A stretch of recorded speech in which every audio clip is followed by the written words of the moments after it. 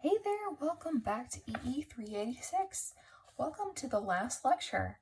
This is going to be a review over the semester. And first, before we do that, we're going to talk a little bit about the format of the final. So I have made, at the time of this video that you're watching, there will be a published page on Canvas under our Pages section called Final Exam Information or something of that nature. Okay, it will appear as always in our Canvas announcements that we have every week. Okay, so you can look here and you can know what you're getting into and decide, well, do I want to take it now or do I need to finish something first and then go ahead and take it? Okay, it's going to be a lot like the midterm. And to help you out with the review, there is a page. It's actually a few pages. This is everything that we've gone over. Again, this was given to you in a module, at least one module prior to now. And this is the final exam topic listing. It'll have that title in it. It will, of course, be added to our final module as well. Okay, so it may be handy to just go through this. This is what we're going to use in our review today, and just kind of go through the topics, and that way you can very quickly identify what you might need to review. Okay, so back to talking about the final. So the final exam is going to be a lot like the midterm. I think that worked out pretty well. You can go into Canvas and you can go ahead and take the final, get it through, get it over with, and you have this amount of time left over to do your uploading. Okay, so typically at UAH, final exam slots, as you may already know, are 2.5 hours. At least for summer semester, it's 2.5 hours that you get. So I never try to design a final exam that is past that point. Okay, now you will get a little bit of courtesy time, as you did with the midterm, with just to finish your uploading and everything like that. And so it doesn't completely cover all possible connection issues, but it does mitigate a few of them. Okay, so maybe help with that as well. Okay, a few things. If you haven't already, make sure you do look at the midterm review if you haven't watched that yet. One thing that sticks out to me, although I didn't have much feedback of plotting negative time or plotting negative frequency, which is great, that we don't want to do that, I noticed there was a lot of taking the derivative of YC. So in the Canvas page, I've written that in there. Derivative of YC is not 0 unless you are specifically told. That is, when you are developing the aerodynamics, remember, don't write this. This is wrong unless you are explicitly told to do this, which you never will be, because this is a set point problem at that point. And then why are we dealing with YC? Okay, so take the derivative of Y set point.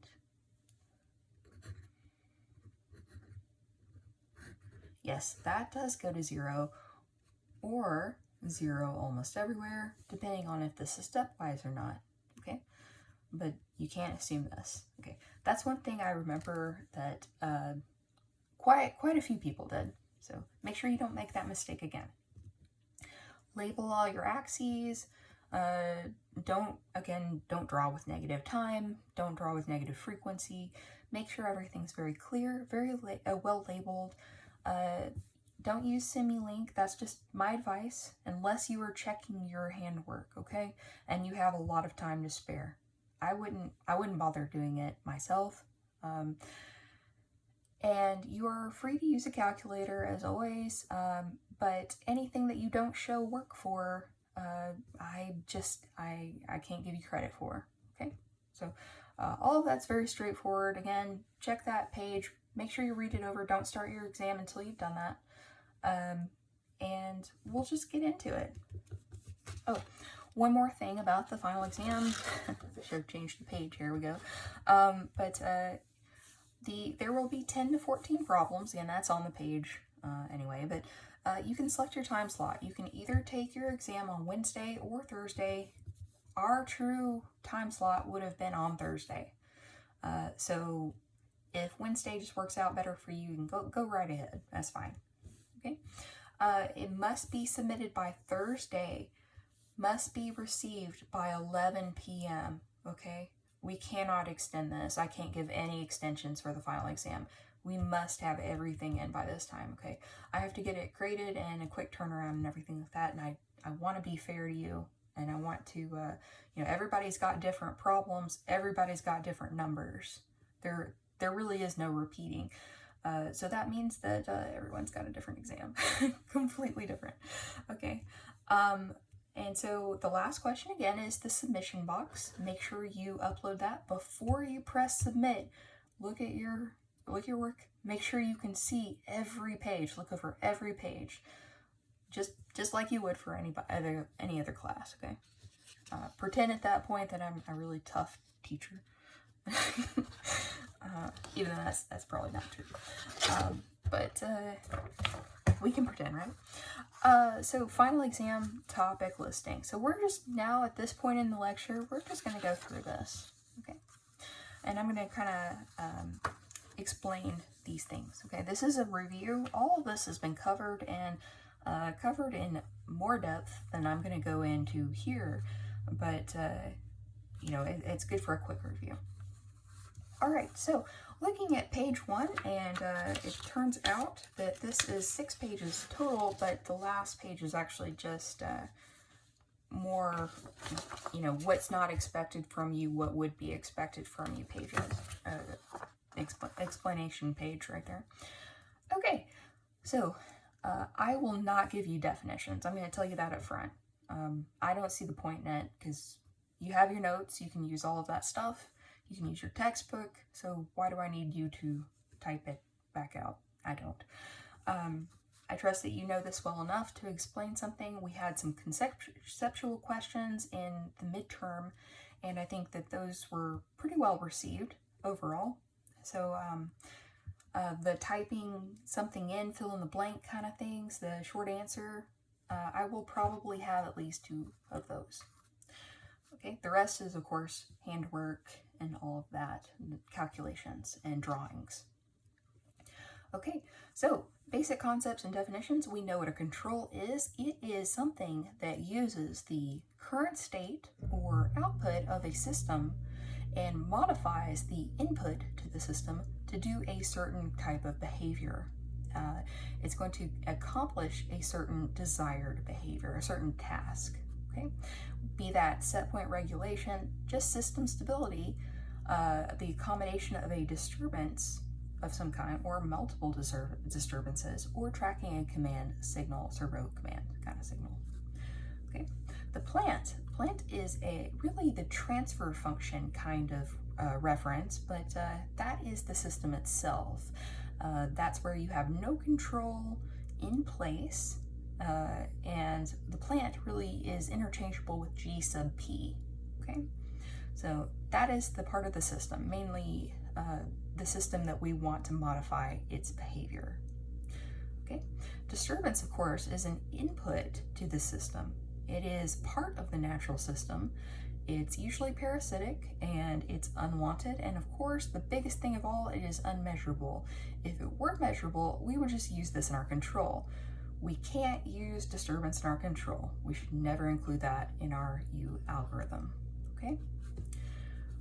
All right, MIMO and CISO systems, okay?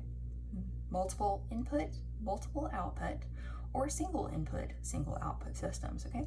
Most of the time when we draw diagrams, we have a CISO system, but it can easily become a MIMO system if we're using matrices in our plants and such, okay? We have multiple inputs, we can have multiple outputs. It's not necessary that we have multiple outputs if we have multiple inputs and vice versa. Because if we're talking about our plant, if we're talking about our system, and we have a disturbance and a control input, we already have 2 inputs and we're just gathering Y of T output. Well, then that's multiple inputs. I guess we can, if we have access to them, measure the derivatives of the output as well, and then it would be MIMO at that stage, okay? But these are types of systems that we've already dealt with. We've already discussed those. So really just knowing the terms is what I'm looking for there. Stability and quality of stability. So stabilization, in this class it refers to having the output of a system go to zero, okay? And if it's perturbed at any stage, say we have a disturbance that acts on it, we have a stepwise constant of some kind that acts on it and shifts the output away from zero, it will return to zero. We are talking about asymptotic stability because we're just doing our problems as time increases. If we were to define a certain time range, it would not be that way. But so far, most of our problems have been as time increases, we are accomplishing a control task. Okay, so stability is not the same as having a marginally stable system. A marginally stable system is just has a bounded output. That's what we can say about it. It does not decay to zero, but it is bounded. So it's better than an unstable system in which the output increases. Okay, it can increase in the positive direction, in the negative direction, or it can oscillate between both. Okay. So as terms, the quality of stability, terms like that, you have better stability, you have a smaller transient time. So if we were talking about the time to reach zero, that would be the difference there. Okay, so we are going from something like this that takes a longer time to reach zero to something that decays more quickly. Okay, so that has better quality of stability. This is usually associated with having roots. That is, if we're dealing with the dynamical system, the first part of our semester when we had the y dot dot kind of systems, something like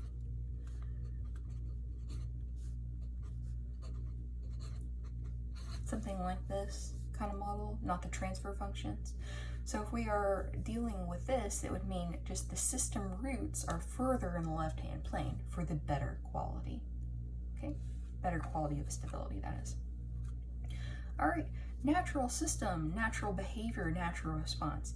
This is kind of synonymous with the plant itself, although in this class we have defined that if we have a disturbance, that's part of the natural system. It's already there. We didn't put it there. It's not part of the control, and we don't have any say-so over it. So we definitely can't measure it. That disturbance is part of the natural system as well in our class, okay? The natural system is just the uncontrolled system. So it could be equal to zero.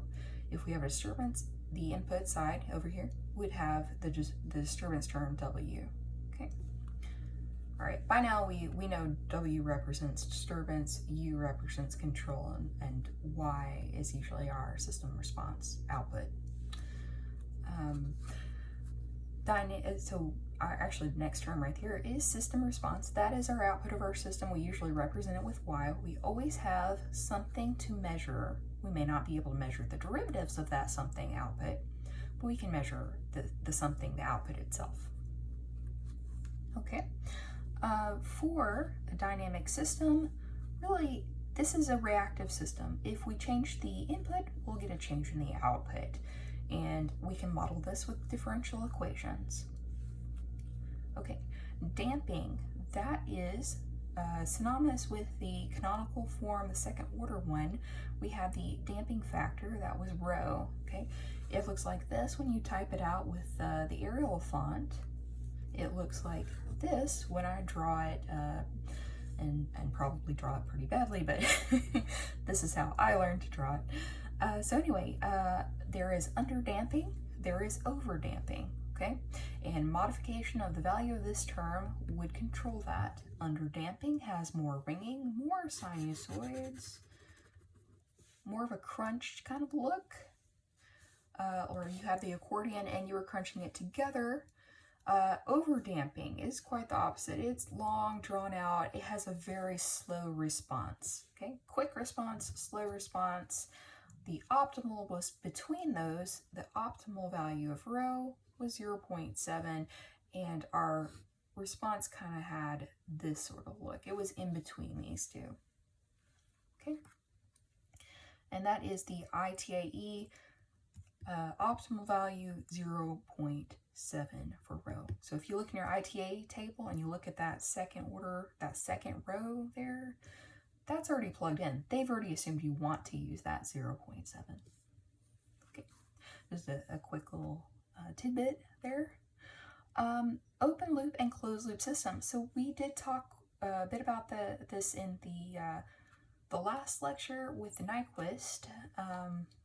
So open loop is the entire or the center part of this system. So we can draw a system equivalency with just that right there, and that's with the closed loop system. We would be able to add in that feedback.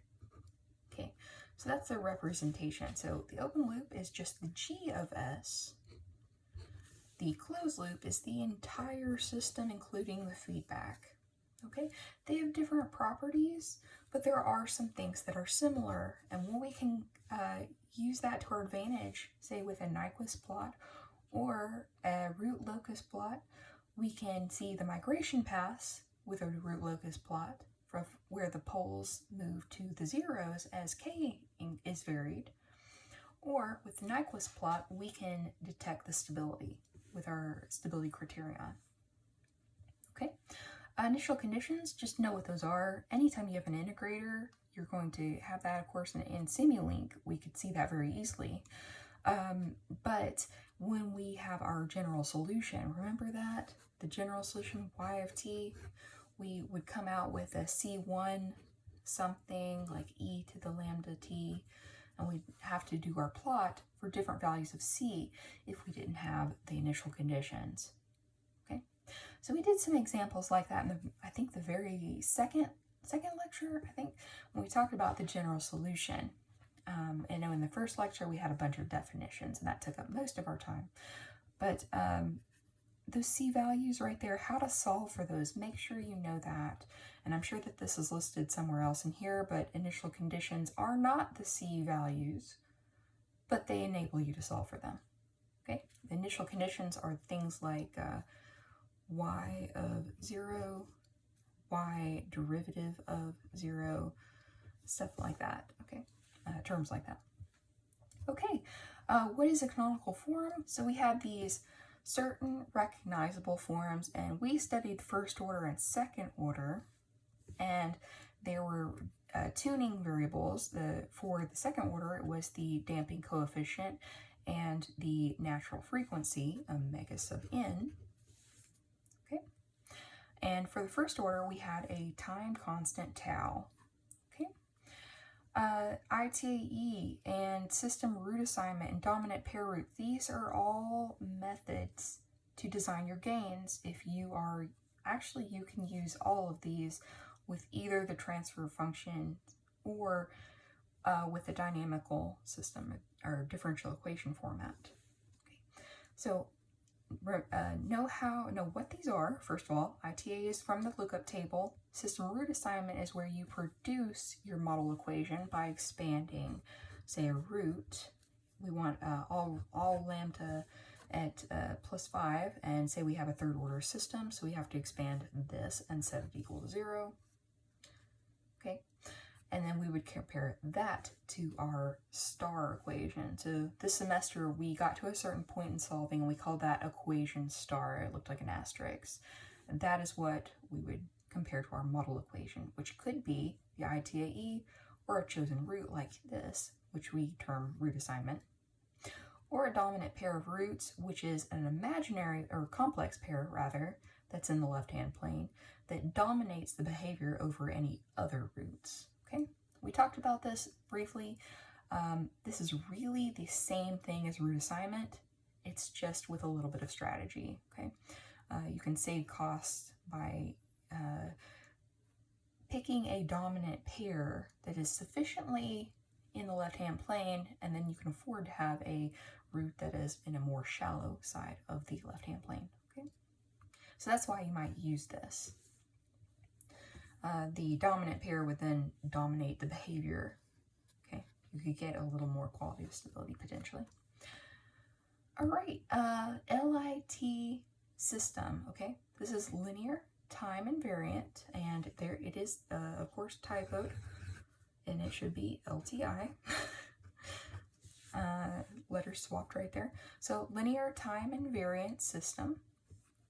What that means, it's a linear system, which we have listed right here, so that's the next term. Linear system is basically anything where we have homogeneity and superposition. So we have these properties right here. All of these together make LTI systems. So it's time invariant in addition to being linear. Okay, that sounds all together. That sounds kind of funny, but yeah. So let's talk about this real quick. Okay, so with homogeneity, and we have equations that really we're looking at a homogeneous solution. That's what we're trying to find, okay? So this is anytime we're setting equal to 0 or constant value. With superposition, that's equivalent to anytime we would let part of the problem, ignore it for temporarily, and then work another part of the problem, and at the end, after we've worked all parts, add them together, and we could get our final solution. Anytime we can do this, you may have seen this with circuits and everything, we definitely use this strategy. Think about u of t equals us plus u disturbance plus u, let's see if we were working a set point problem, extra terms right there. Anytime we do this, we're actually using superposition because this is a part of control that accomplishes a certain purpose. It's different than this part of the control. Okay, so and of course these solutions will work at any given date or time. They're not dependent on that, so time invariance there. Okay, now down to canonical forms. We've talked about first and second order, and there are valid ranges that we discussed for each of these guys, each of these terms. Again, frequency, just make sure it's positive, 0 or positive value. For the damping coefficient, rho, that's actually between 0 and 1 most of the time. It can be negative. We've talked about the effects. That'll make the system unstable. If it's negative, it isn't. Since we can't have a negative frequency, the only thing that could be negative is this damping coefficient right here. With tau, tau is time, so tau really should not be negative either. Okay. How the parameters affect the plots. So we went over that in the lecture. We drew that out. The effect of increasing or decreasing the frequency. Natural frequency, and the effect of increasing or decreasing rho, and we just talked a little bit about that too. How these affect the, that's the same row. Okay.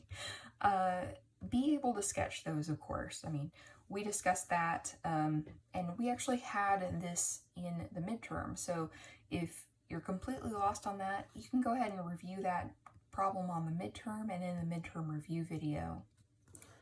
Okay, symbols, know the symbols and labels for natural frequency, damping coefficient, and those are actually given right here, the time constant tau. Be able to design controls based on the canonical forms, okay?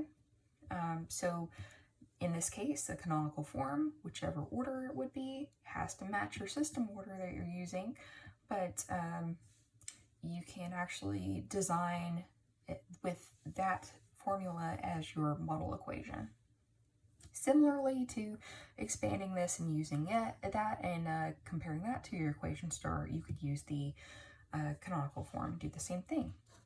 Okay, and that was it for the canonical forms. For math flow diagrams, of course, we have two kinds that we learn to draw. When to use each one of them, you can use the phase variable method more for the dynamical systems, the differential equation part of it. All these are dynamical systems, I'm sorry. Differential equations.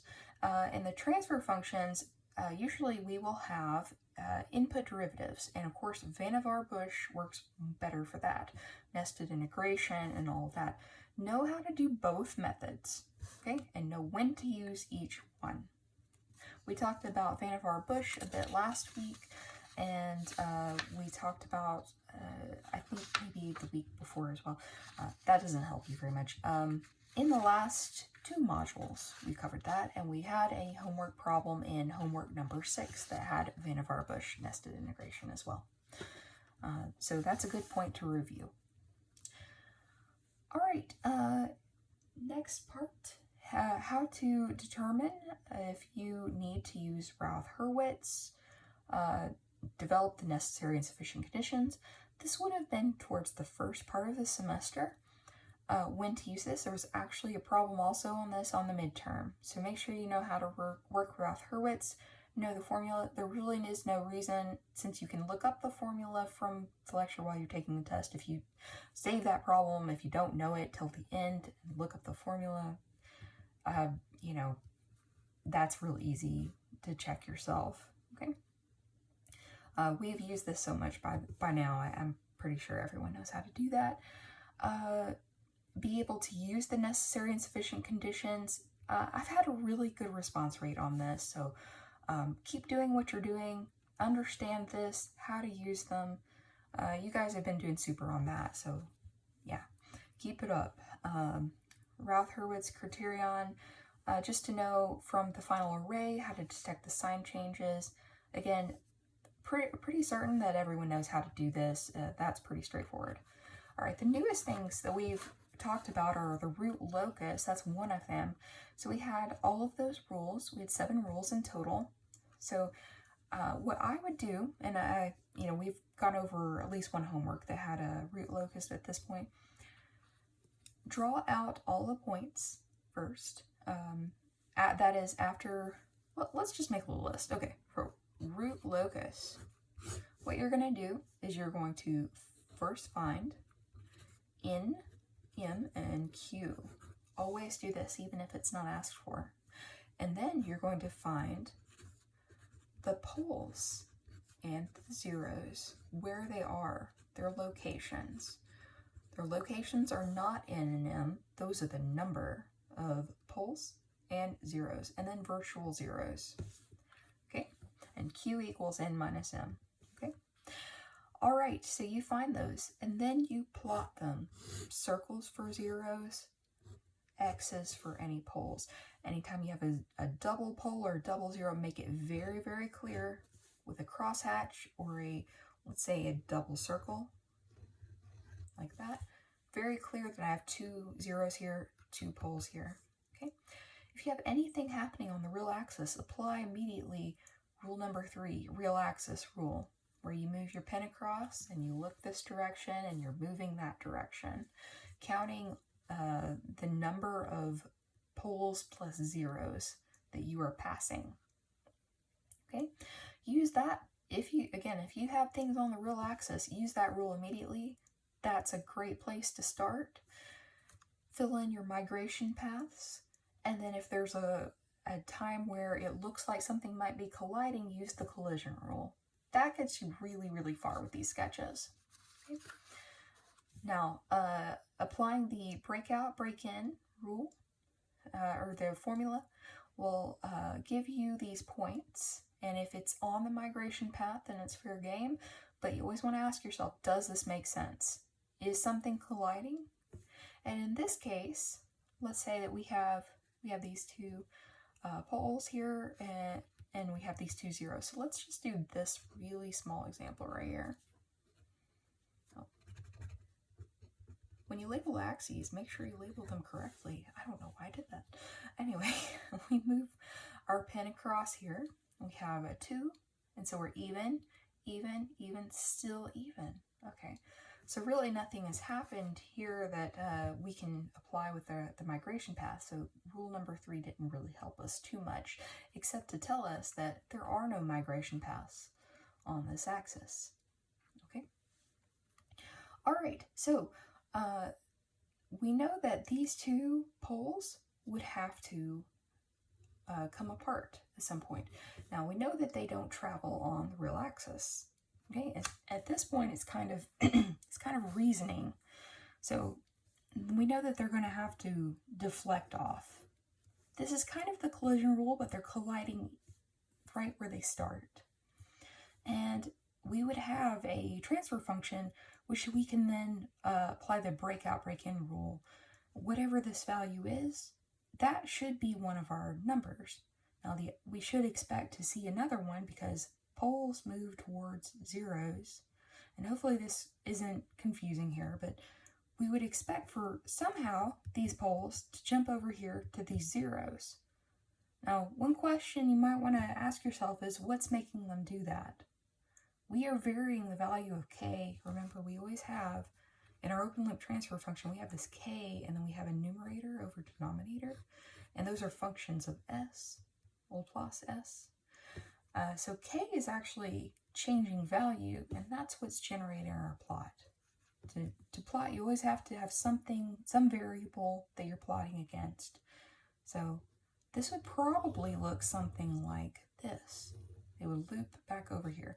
Now we would know this for sure once we solve for that, the breakout break-in points. And depending on the order of that resulting equation, we would get so many solutions. Probably, well, we would definitely get at least 2 in this case, but we could get more. We'd have to look and say, does that make sense? Now let's say I solve for that and I got a value over here and I got a value over here and then I got this and this, okay? Obviously this one doesn't make sense because we applied the real axis rule at the very beginning and we know that that's not part of our migration path. Otherwise we would have it filled in. Same thing with this point, okay? So hopefully that helps a little bit in a special case there. But expect to sketch at least one root locus plot, perhaps more than one, okay? So know those rules, know that general reasoning procedure. And I have more examples on the YouTube channel. If, just look for that YouTube video there. There's no ads or anything on that YouTube, by the way. Yeah, that's not the point. Control design. Okay, so concept homeopathic stability, this just jumps out right here. We discussed this. You have pages on it, publication pages. Hopefully everyone knows what this is. This is an unstable controller that is stabilizing an unstable plant. So both things are unstable, and together our result is a stable system. So it's a really unique concept. Okay, how to develop the aerodynamics. We've done that. We've done several examples of that. That was also in the midterm in 2 different problems. Make sure you know when you need to do this. Anytime you're dealing with a set point, anytime you're dealing with a command signal, you will need to develop the aerodynamics.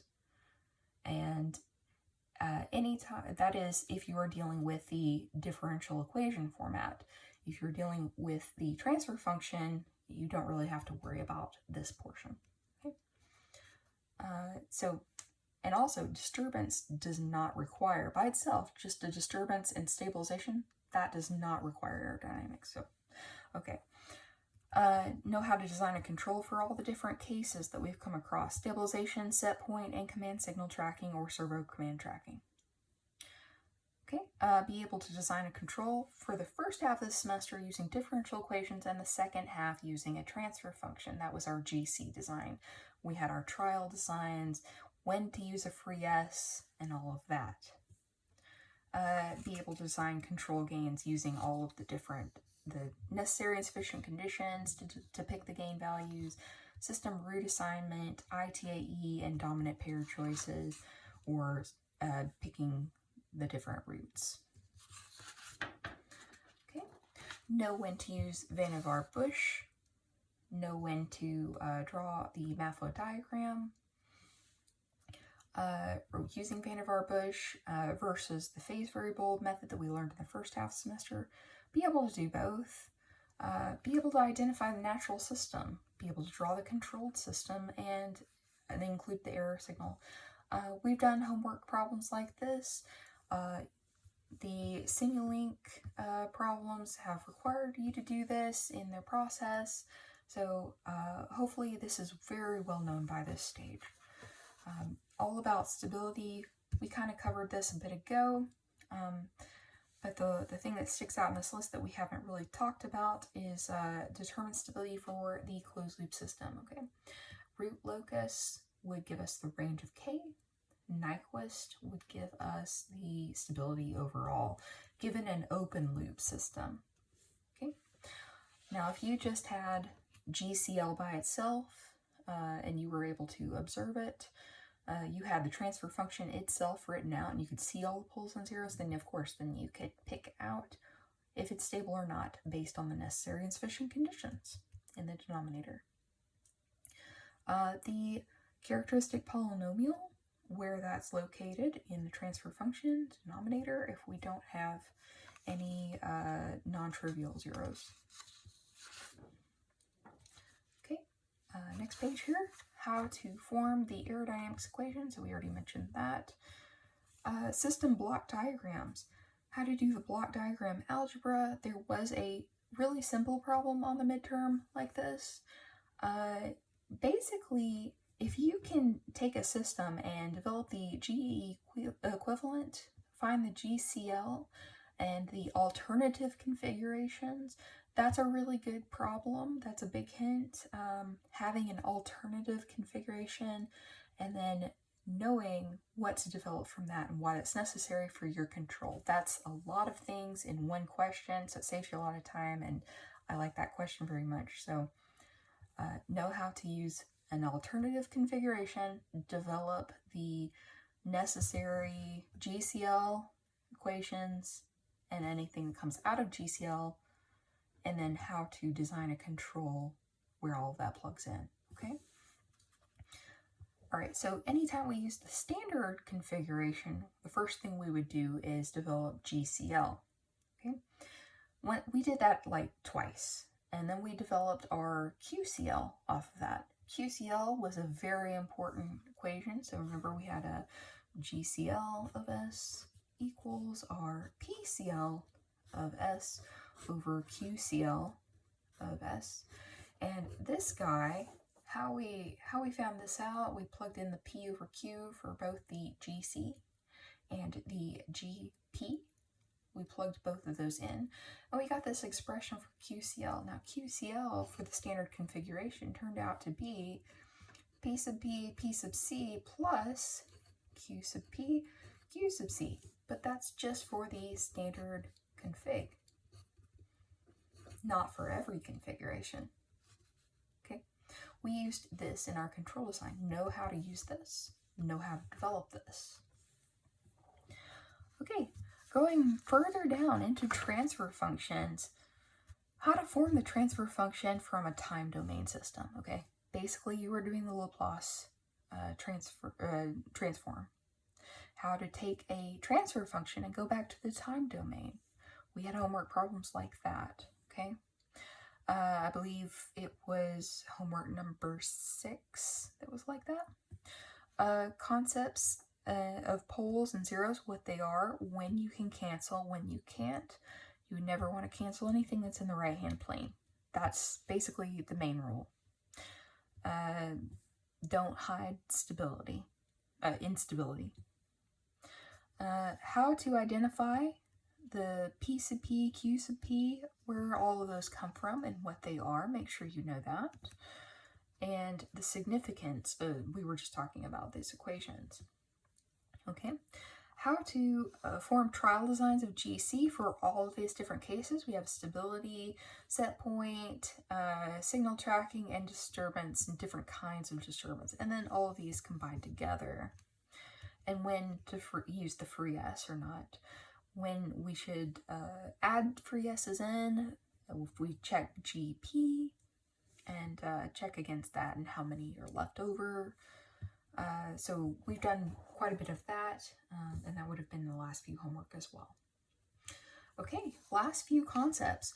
Bode plots, all the sketching rules basically, and that was class number 16's lecture. How to sketch the approximate Bode plot, all the sketching rules. And by the way, if you know better rules, if you've taken a filters class or anything like that, and you're asking yourself, well, can I just use the rules that I know are precise?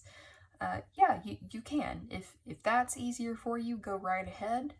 you'll just have a more precise plot. I have had a question about this, so included here. Effects of the constant, the zeros at the origin, poles at the origin, zeros and poles elsewhere, constant when it's positive or negative, and really homework number 7. You can look at the review of that and go through those problems too if you have any questions about that. Of course, you can always ask me as well.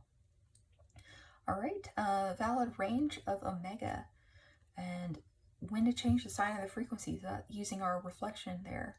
If you have a negative sign that pops into the frequency somewhere, we can't plot negative frequency. We never want to do that, just because it's redundant, actually. So when to use that flip there, okay? We did an example in lecture 16 that was like that, and near the beginning of the lecture.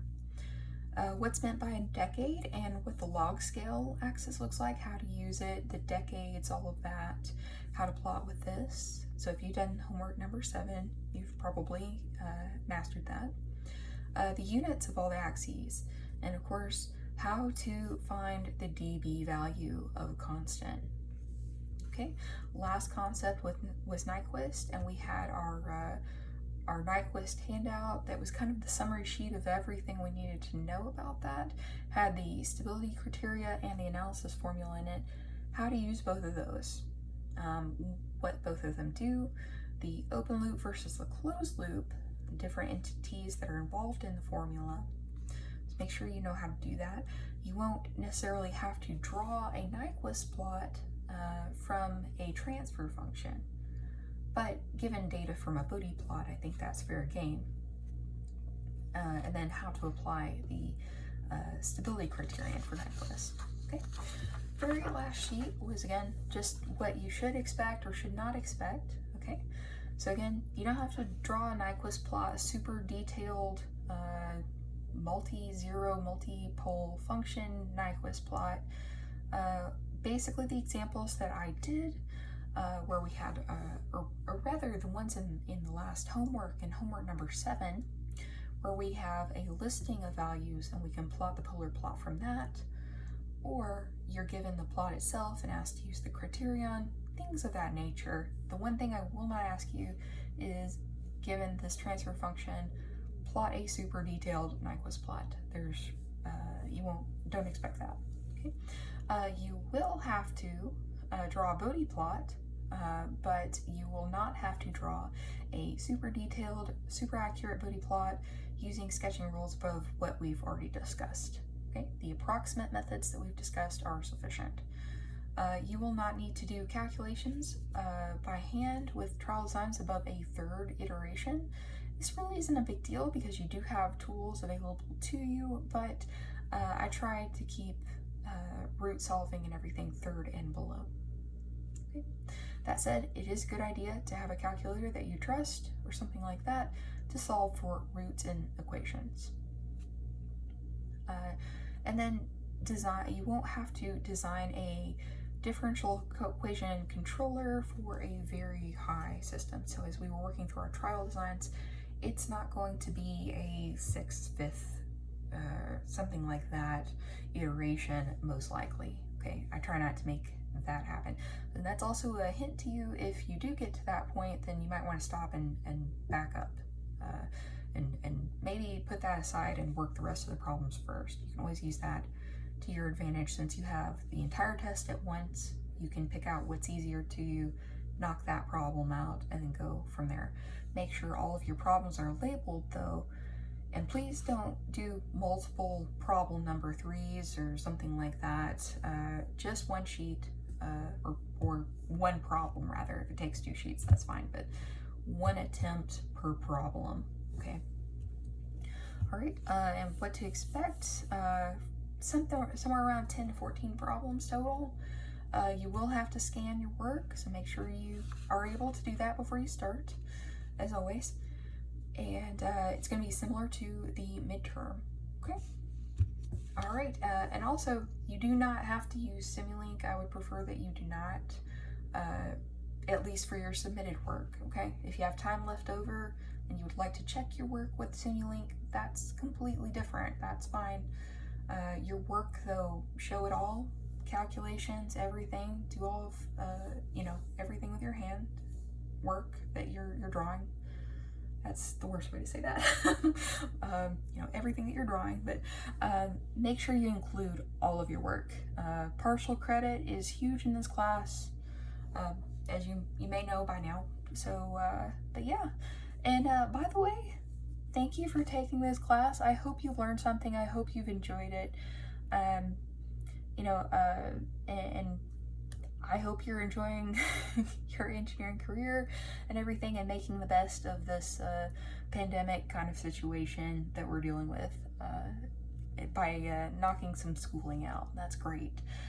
So best of luck on all of your exams, not just the one for this class, but all of your exams. And always let me know if you have any questions, and we'll see you next time. Bye.